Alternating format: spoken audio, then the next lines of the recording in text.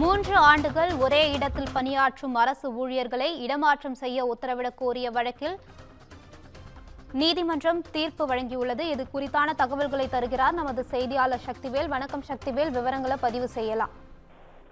நிச்சயமாக வணக்கம் ஜெயஸ்ரீ. அரசு ஊழியர்களை இடமாற்றம் செய்து தேர்தல் ஆணையம் நடவடிக்கை எடுத்து வருவதால் 3 ஆண்டுகள் ஒரே இடத்தில் பணியாற்றும் அரசு ஊழியர்களை இடமாற்றம் செய்ய உத்தரவிடக் கோரிய வழக்கில் எந்த உத்தரவும் பிறப்பிக்க முடியாது என சென்னை உயர்நீதிமன்றம் மறுத்துவிட்டது.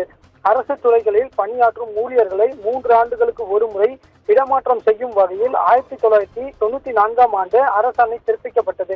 இந்த அரசாணையின் அடிப்படையில் ஒரே இடத்தில் தொடர்ந்து பணியாற்றும் அரசு ஊழியர்களை இடமாற்றம் செய்ய நடவடிக்கை எடுக்க உத்தரவிடக் கோரி ஒருங்கிணைந்த மணப்பாறை தாலுகா மணவாரிகை மற்றும் இரவை பாசன விவசாயிகள் சங்கம் தரப்பில் சென்னை சங்கம் மனு தாக்கல் செய்யப்பட்டிருந்தது.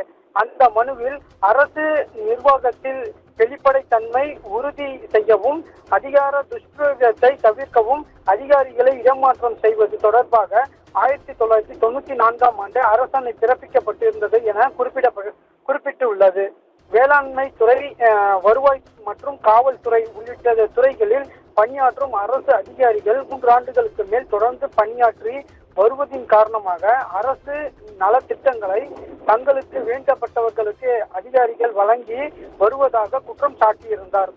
தேர்தல் நேரங்களில் அரசு அதிகாரிகள் நடுநிலையோடு செயல்பட வேண்டும். ஆனால் தொடர்ச்சியாக ஒரே இடத்தில் பணியாற்ற அனுமதிப்பது தேர்தல் நடத்தை விதிகளுக்கு முரணானது என்றும், அந்த அதிகாரிகள் ஆளும் கட்சிக்கு சாதகமாக செயல்பட வாய்ப்பு இருப்பதாகவும் மனுவில் தெரிவிக்கப்பட்டிருந்தது. இந்த வழக்கை விசாரித்த தலைமை நீதிபதி எஸ்.ஏ. தர்மாதிகாரி மற்றும் நீதிபதி ஜி. அருள்முருகன் அமர்வு, இடமாற்றம் என்பது பணி சம்பந்தப்பட்ட விவகாரம் என்பதால் இந்த வழக்கை பொதுநல வழக்காக கருத முடியாது என தெரிவித்தது. மேலும் இந்த விவகாரம் தொடர்பாக தேர்தல் ஆணையம் நடவடிக்கை எடுத்து வருவதால் எந்த உத்தரவையும் பிறப்பிக்க முடியாது என தெரிவித்த தலைமை நீதிபதி அமர்வு, மனுதாரரின் கோரிக்கை மனுவை சட்டப்படி பரிசீலிக்க தேர்தல் ஆணையத்திற்கு உத்தரவிட்டு வழக்கை முடித்து வைத்தது. விவரங்களுக்கு நன்றி சக்திவேல்.